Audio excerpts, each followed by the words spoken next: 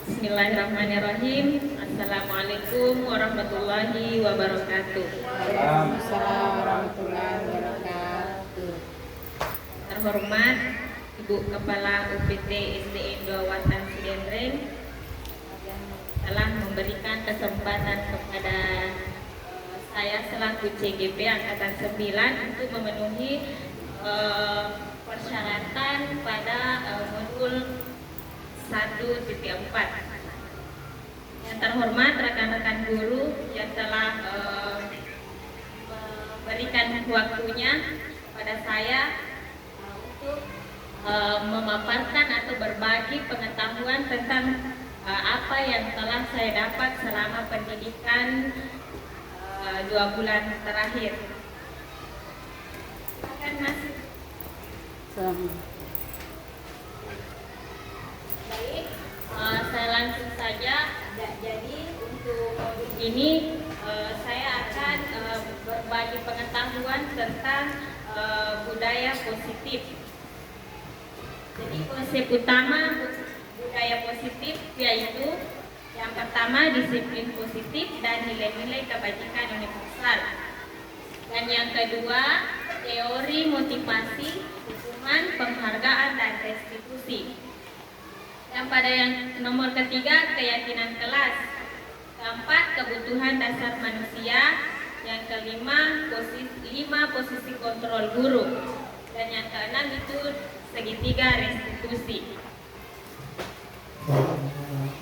Sebelumnya membahas keenam tadi dari budaya positif, terlebih dahulu kita mengetahui bahwa disiplin positif itu seperti apa. Apakah makna kata dari disiplin? Jadi disiplin itu berasal dari kata Latin disciplina yang artinya belajar.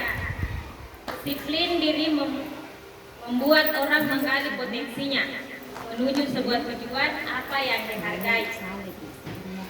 Makna kata disiplin telah berubah menjadi sesuatu yang dilakukan seseorang untuk mendapatkan kepatuhan. Kecenderungan menghubungkan disiplin dengan sebuah ketidaknyamanan, bukan dengan apa yang kita hargai atau mencapai suatu tujuan mulia. Kemudian disiplin positif adalah proses pembelajaran. Disiplin positif merupakan pendekatan mendidik anak untuk melakukan kontrol diri dan pembentukan kepercayaan diri. Disiplin berbeda dengan hukuman. Meskipun disiplin sering diterapkan dengan menggunakan teknik hukuman.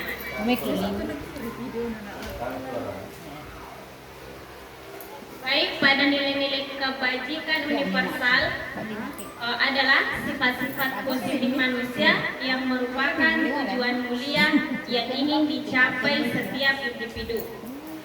Setiap perilaku memiliki tujuan. Yang kedua, nilai-nilai kebajikan. Kemudian membangun motivasi intrinsik dan tujuan mulia. Yang ketiga, nilai-nilai kebajikan yang ingin dicapai dikenal dengan profil pelajar Pancasila, di mana profil pelajar Pancasila itu ada 6. Yang pertama, beriman dan bertakwa kepada Tuhan Yang Maha Esa. Kemudian mandiri, bergotong royong, berkebinekaan global, bernalar kritis dan kreatif. Nah, coba Anda bayangkan bahwa Anda menyimpan sesuatu yang sangat berharga di dalam kepalan tangan Anda. Mungkin Bapak dan Ibu guru bisa mengepalkan tangannya. Dari sini kita akan mengetahui bahwa kontrol diri itu ada, yang mengontrol diri kita itu ada pada diri kita sendiri. Anda perlu menjaga benda tersebut sekuat tenaga, karena begitu pentingnya untuk kehidupan Anda. Sesungguhnya siapa yang memegang kendali atau kontrol untuk membuka atau menutup kepalan tangan? Jadi dari situ kita ketahui bahwa apapun yang akan kita lakukan itu ada pada diri kita sendiri, mulai dari diri kita sendiri. Perubahan paradigma stimulus respon atau teori kontrol. Siapa sesungguhnya yang memiliki kontrol. Stimulus responnya, kita mencoba mengubah orang agar berpandangan sama dengan kita. Nah, kemudian teori kontrolnya atau pilihan, kita berusaha memahami pandangan orang lain tentang dunia. Kemudian stimulus respon, perilaku buruk dilihat sebagai sesuatu kesalahan. Pada teori kontrol pilihan, semua perilaku memiliki tujuan. Kemudian orang lain bisa mengontrol saya. Dalam teori pilihan, kontrol atau pilihan, Anda tidak bisa mengontrol orang lain.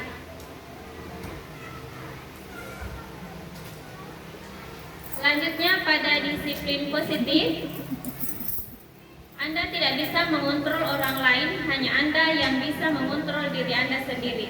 Jadi dari situlah tadi dijelaskan bahwa yang memegang kontrol baik dari diri kita sendiri maupun di dalam kelas sebagai wali kelas adalah yang mengontrol adalah ibu dan bapak guru sendiri. Kemudian yang kedua yaitu teori motivasi, hukuman dan penghargaan atau restitusi. Teori motivasi perilaku manusia.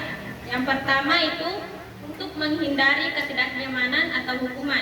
Jadi ada beberapa motivasi. Yang pertama itu motivasi eksternal. Motivasi ini apa yang akan terjadi apabila saya tidak melakukannya, itu motivasi dari diri kita sendiri. Kemudian motivasi internal, mendapatkan imbalan apa yang akan saya dapatkan apabila tidak saya melakukannya.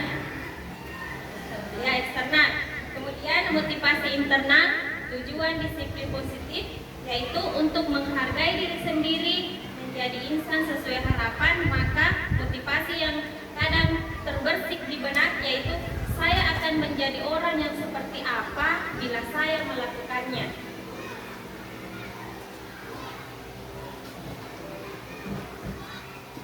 Perbedaan hukuman dan konsekuensi. Jadi pada hukuman itu sesuatu yang menyakitkan harus terjadi. Nah, pada konsekuensinya sesuatu yang harus terjadi. Jadi Bapak Ibu guru, perbedaan yang paling mendasar itu terhadap hukuman dan konsekuensi. Kalau hukuman itu biasanya terjadi secara tiba-tiba pada peserta didik dan ini sering kita alami. Nah, kalau konsekuensi memang sudah ada aturan, kemudian murid melanggarnya. Itulah perbedaan antara hukuman dan konsekuensi. Contoh kecilnya saja, ketika kita mengajar di dalam kelas, terkadang ada siswa yang tidak mengerjakan PR-nya. Contoh kecilnya, siswa tidak mengerjakan PR, kan itu sudah kewajiban murid, kewajiban siswa untuk mengerjakan setiap pekerjaan yang telah diberikan oleh ibu guru. Nah, menurut Bapak Ibu guru itu merupakan satu hukuman atau satu konsekuensi. Hukuman.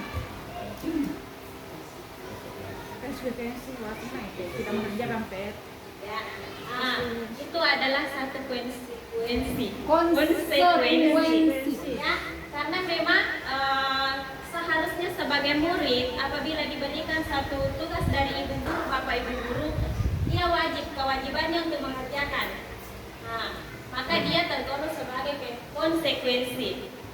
Nah, kalau contoh dari hukuman, terkadang dia tidak terencana, langsung melakukan kesalahan di luar dari peraturan sekolah atau keyakinan kelas yang telah kita buat.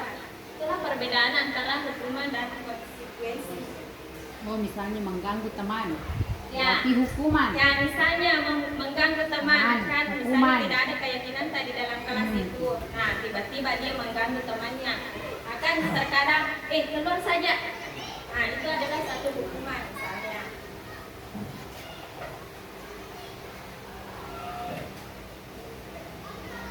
Nah, Bapak Ibu, kita bisa perhatikan mencatat 100 kali di dalam buku kalimat, saya tidak akan terlambat lagi. Contoh murid yang sering terlambat karena terlambat ke sekolah.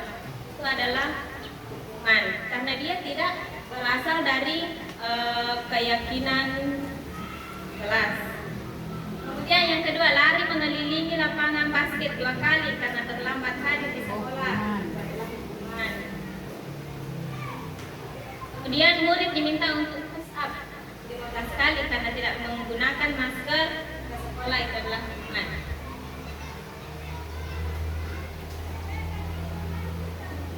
Bentuk program kebajikan atau apresiasi dalam memberikan apresiasi atau pengakuan perlu diingat beberapa hal. Yang pertama itu memberi dukungan secara khusus kepada murid. Yang kedua, memberi pengakuan secara pribadi. Memberi pengakuan kepada semua murid atau bergantian, memberi pengakuan secara konsisten. Kemudian fokus pada proses. Jadi selanjutnya yaitu pengertian dari restitusi. Restitusi adalah proses menciptakan kondisi bagi murid untuk memperbaiki kesalahan mereka, sehingga mereka bisa kembali pada kelompok mereka dengan karakter yang lebih kuat. Jadi dalam segitiga restitusi ini kita tidak langsung menyalahkan siswa yang melanggar atau yang membuat kesalahan. Terlebih dahulu kita mengamati, menganalisa kasus siswa tersebut. Jadi ada 9 ciri-ciri restitusi Bapak Ibu Guru. Yang pertama yaitu bukan untuk menebus kesalahan, namun untuk belajar dari kesalahan. Jadi setiap murid kita itu yang bersalah sebaiknya tidak mencari kesalahan lebih dalam, akan tetapi kita memberikan pelajaran dari kesalahannya. Kemudian yang kedua yaitu memperbaiki hubungan. Terkadang ada siswa kita yang berkelahi. Di situ kadang kita mengatakan, jangan berkelahi. Seharusnya kita memberikan dulu nasihat-nasihat yang membangun untuk memperbaiki hubungan. Kemudian yang ketiga, tawaran, bukan paksaan. Yang keempat, restitusi menuntun untuk melihat ke dalam diri. Restitusi diri adalah cara yang paling baik. Fokus pada karakter, bukan pada tindakan. Kemudian restitusi fokus pada solusi. Restitusi mengembalikan murid yang berbuat salah pada kelompoknya.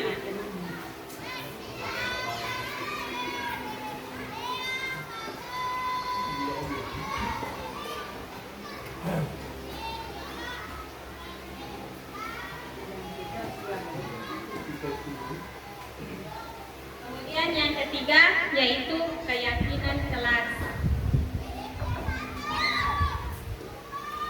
Jadi dalam budaya positif itu ada 3, yaitu lingkungan positif, keyakinan kelas, dan peraturan kelas. Keyakinan kelas, hukuman dan penghargaan. Mengapa tidak peraturan saja? Mengapa harus keyakinan kelas? Mengapa kita memiliki peraturan harus menggunakan helm bila mengendarai kendaraan roda 2? Itu ada, menurut Bapak Ibu, itu adalah peraturan atau keyakinan. Ya.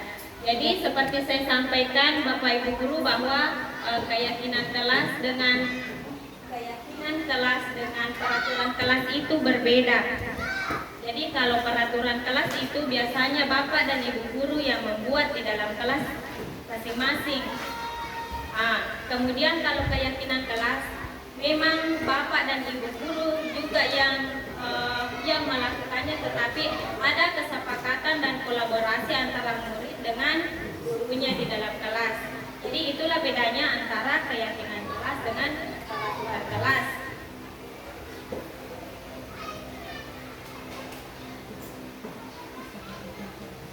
Ini adalah salah satu contoh kesepakatan kelas. Kami guru dan murid yang saling menyayangi, kami murid yang semangat belajar, yang peduli dengan teman-teman. Ini adalah peraturan dan keyakinan kelas. Kalau pada peraturan selalu kembalikan buku ke tempatnya. Contohnya, keyakinan kelas itu sudah ditampung menjadi Satu kata seperti selalu kembalikan buku ke tempatnya, itu adalah tanggung jawab, merupakan dari salah satu tanggung jawab. Dilarang mengganggu orang lain, berarti kita saling menghormati orang lain. Hadir di sekolah 15 menit sebelum pelajaran dimulai, berarti itu adalah salah satu keyakinan disiplin waktu. Dilarang melakukan kekerasan, berarti itu adalah keselamatan, menghormati orang lain. Dilarang menggunakan narkoba, adalah kesehatan. Pergantian atau menunggu giliran, kesabaran, atau budaya antri. Kemudian gunakan masker adalah kesehatan, keselamatan, dan kepedulian. Jangan berlari di kelas atau koridor, adalah keamanan, keselamatan, dan kepedulian.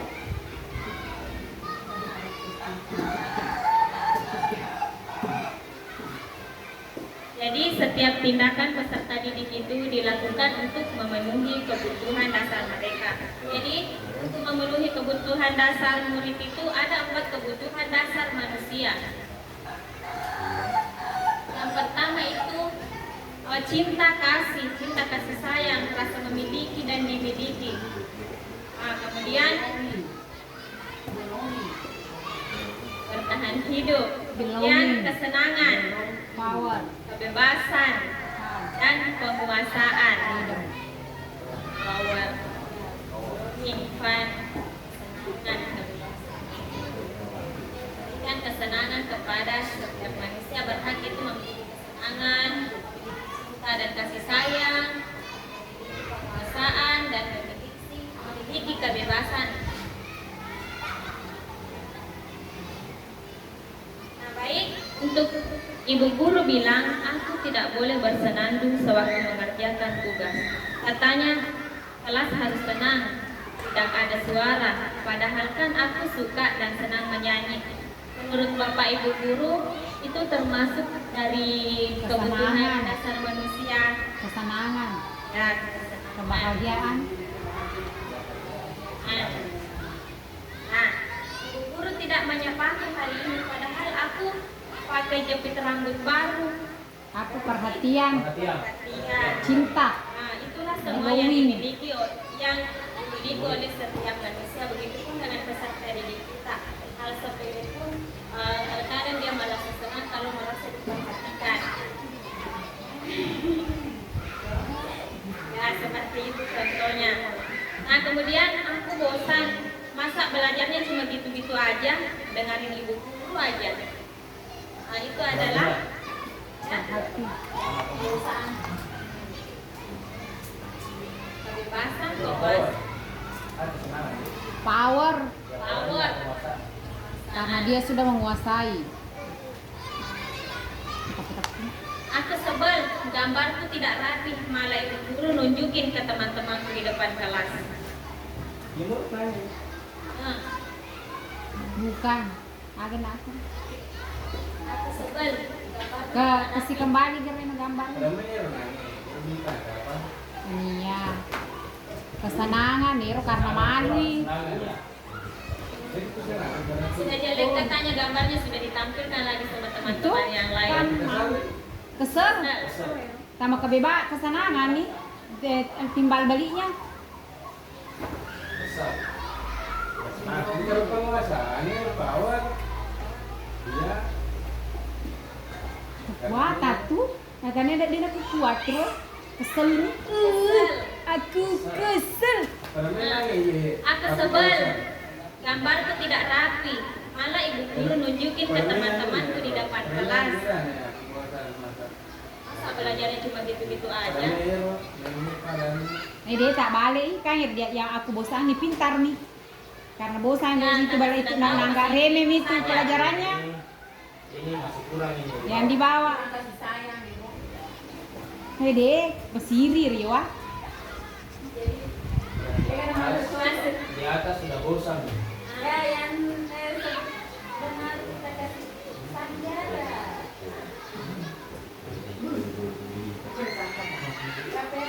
Benar. Jadi Bapak Ibu, guru selanjutnya yaitu 5 posisi kontrol guru. Jadi ada 5 posisi kontrol kita sebagai pendidik atau sebagai guru, yang itu penghukum, kemudian buat orang merasa bersalah, teman, monitor atau pemantau atau manajer. Nah, pada penghukum menggunakan hukuman fisik maupun verbal. Kalau membuat orang merasa bersalah, gunakan kehadiran yang membuat orang lain merasa tidak nyaman, bersalah atau berdiri. Kalau kontrol guru teman, menggunakan hubungan baik dan humor untuk mempengaruhi seseorang. Kalau pemantau, yaitu mengawasi perilaku berdasarkan peraturan dan konsekuensi. Pada posisi manajer, berbuat sesuatu bersama murid, mempersilahkan murid mempertanggungjawabkan perilakunya, mendukung murid agar dapat menemukan solusi. Nah, pada posisi mana Bapak dan Ibu guru berada pada kelima tadi posisi kontrol?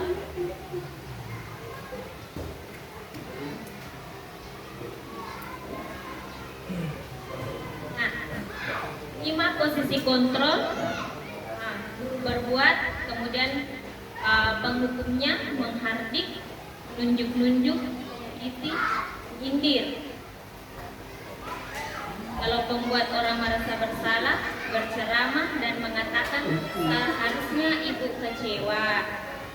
Dua kata-kata yang sering digunakan kalau pertanyaan Bapak Ibu guru untuk membuat siswa merasa bersalah, yaitu seharusnya. Kata awal yang biasa Bapak Ibu guru seharusnya katakan yaitu seharusnya anakku seperti ini, seharusnya jangan seperti itu. Ya, ibu kecewa dengan perilaku kamu yang seperti itu. Tidak sesuai dengan dilembutkan guru, itu yang akan membuat orang merasa bersalah. Kemudian selanjutnya pada posisi teman, membuatkan alasan-alasan untuk muridnya. Terkadang kalau murid kita membuat kesalahan, kita macalo cerita. ya kayak macalo begitu. Merayu. Merayu-rayu, tidak langsung menjolok atas kesalahannya. Kadang itu kalau siswa tak salah, kok memang dia salah, gitu. Seharusnya seorang guru tidak langsung. Kemudian memantau. Sebagai guru menghitung atau mengukur.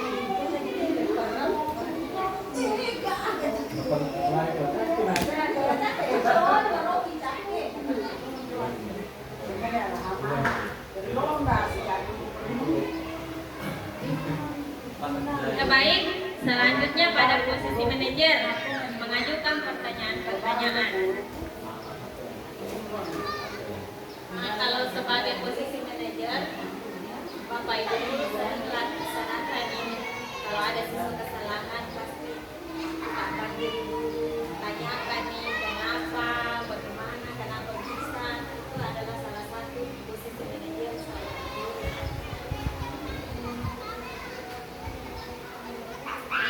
Ini adalah salah satu contoh-contoh kalimat dalam posisi kontrol. Dalam posisi penghukum, patuhi aturan saya atau awas kalau tidak.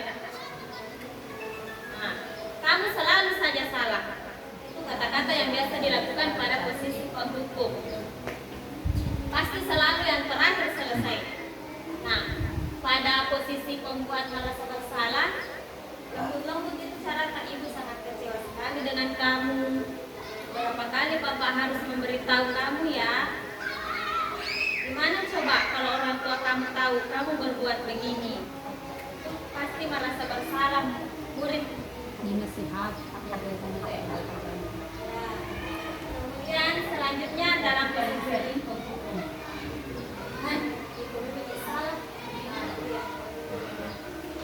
Keadaannya memang juga beda-beda. Kemudian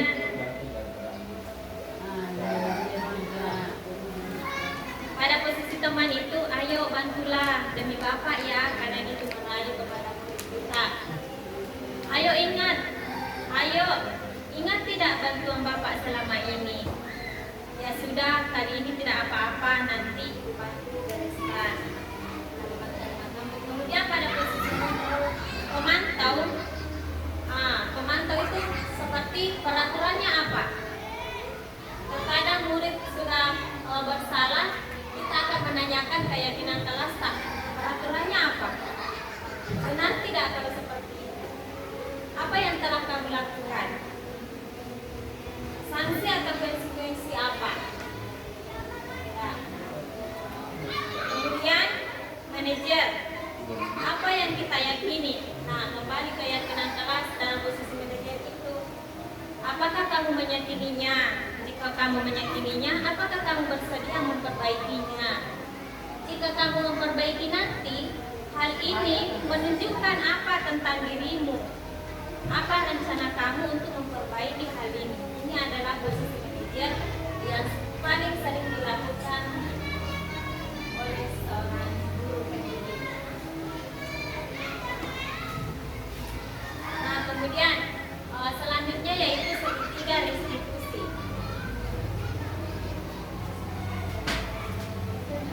Segitiga restitusi adalah proses menciptakan kondisi bagi murid untuk memperbaiki kesalahan mereka sehingga mereka bisa kembali pada kelompok mereka dengan karakter yang lebih kuat. Itu menurut Gosen pada tahun 2004. Nah, inilah tahapan segitiga restitusi. Yang pertama itu menstabilkan identitas dan menanyakan keyakinan kelas, kemudian memvalidasi tindakan.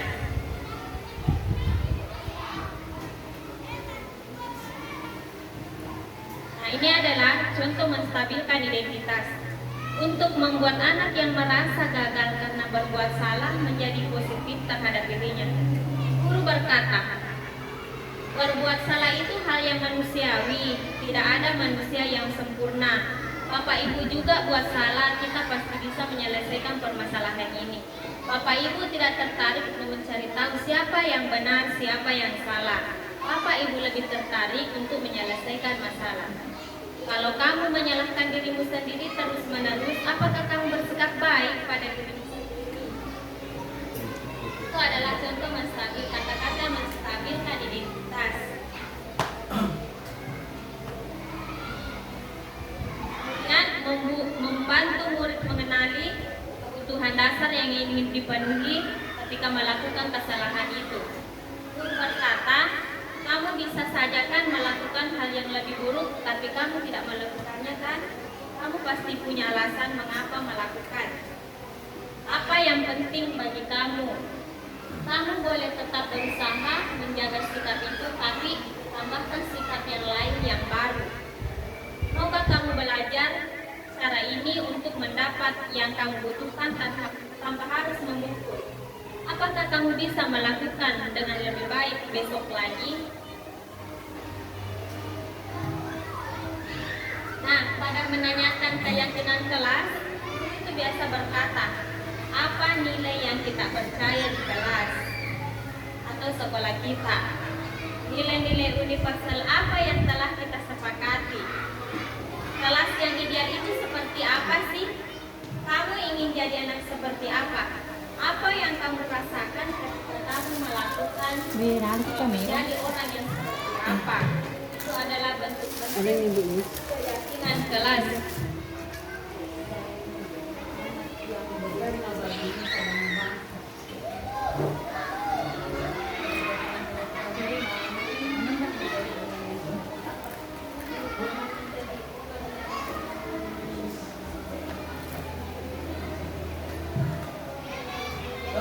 Bapak Ibu Guru, itulah tadi pengetahuan, pengalaman yang saya dapatkan selama 2 bulan terakhir, 2 bulan berjalan. Itulah yang sempat saya bagikan kepada teman-teman, kepada Bapak dan Ibu Guru. Mudah-mudahan bermanfaat bagi kita semua, terutama bagi diri pribadi saya sendiri. Saya akhiri dengan ucapan terima kasih atas waktunya. Sekian, assalamualaikum warahmatullahi wabarakatuh. Waalaikumsalam.